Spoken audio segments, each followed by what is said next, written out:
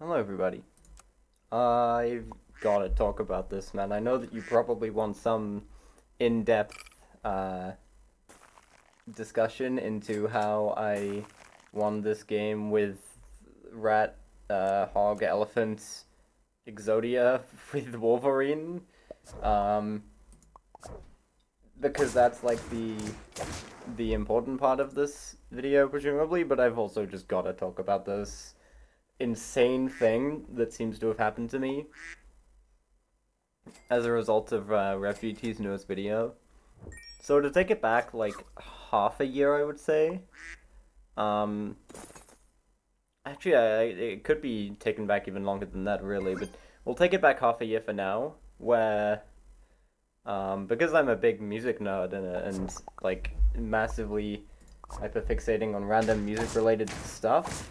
Um, I wanted to find a video on like odd time signatures and their use in like video game music because I listen to a lot of video game music and I've always been fascinated by songs that aren't in the normal time signature. And if you don't know what that means, it's probably too long to explain in this video, but you can look it up. It's not massively complicated. But regardless, I found a channel called Cadence Hira, and I recognize that name. I go, hold on, isn't this? I recognize this Cadence Hira name from somewhere. As it turns out, in a rhythm game that I play, I think I mentioned in a previous video, my love for rhythm games. There was one I used to play called The Dance of Fire and Ice, and Cadence Hira actually like composed one of the tracks for that game, for like the base game of it. And it's a video on like exactly this topic that I'm looking at.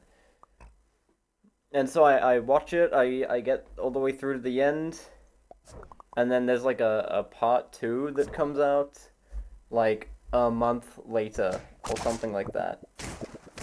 And it comes up on my recommended, and then at the very end of that one is this like crazy track from Splatoon, right? It's from Splatoon 3. It's this track called Frothy Waters, which you might know about already if you're a big Splatoon head or something.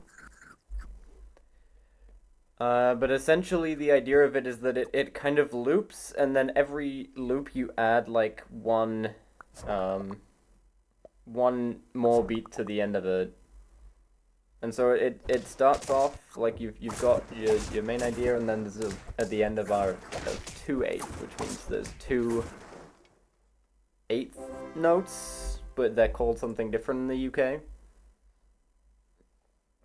2/8 notes, and then the next time around it's 3/8 notes, and then it's 4, and then it's 5, all the way up to like I think 17 or something silly like that. It was just an absurd piece of music that really scratched the itch of like this song is it's like unbelievable that this amount of random time signature nonsense is thrown into an official Nintendo soundtrack. But like we're getting off topic, whatever. So the song was called Frothy Waters, and I became so fascinated with it, and it's like, wow, this is a really weird use of time signature. And I know of another track that has a really weird use of time signature, which is like very infamous if you at all care about this stuff. And it's this song that plays when you fight the masked man in Mother 3 for the first time.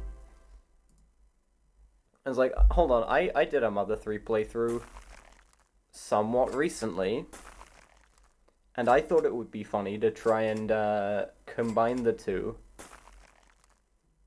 So it's like you would have, I suppose, predominantly like the sound font of Strong One, of the Strong One theme, and then you would like, God, I'm really good at thinking of like the story I'm trying to um, portray here.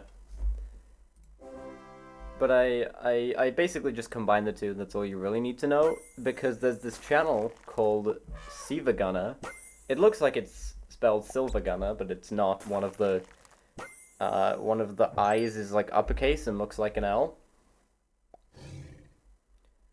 And I try and make something for that channel because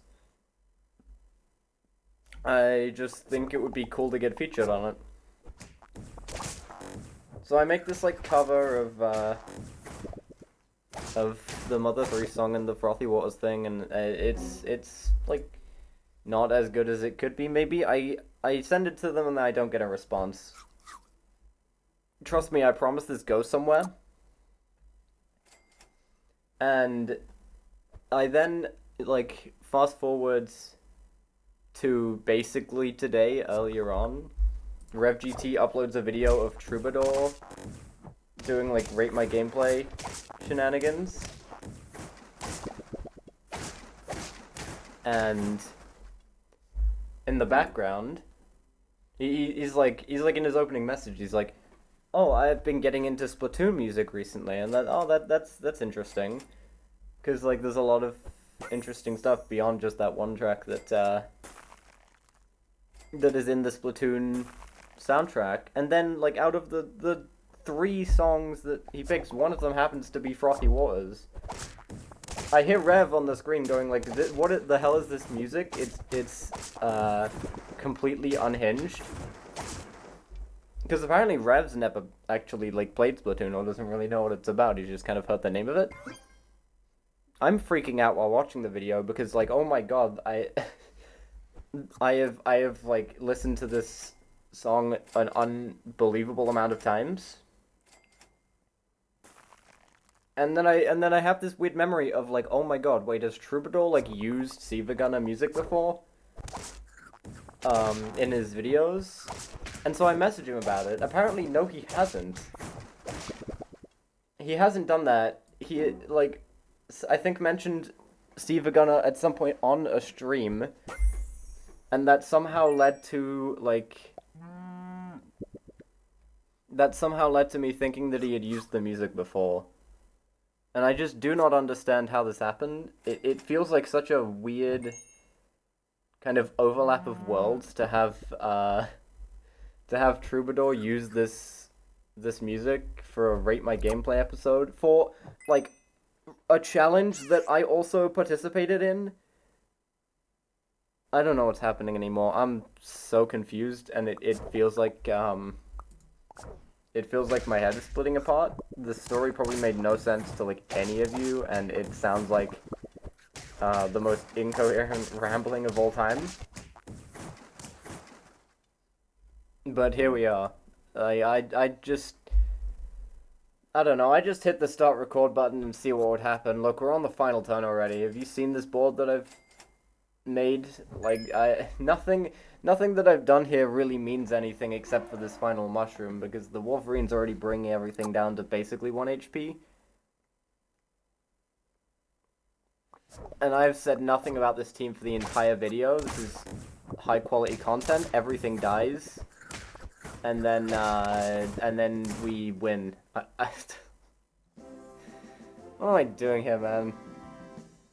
I mean, I guess I'm uploading this, but it's just gonna sound like I've gone completely insane to the average viewer.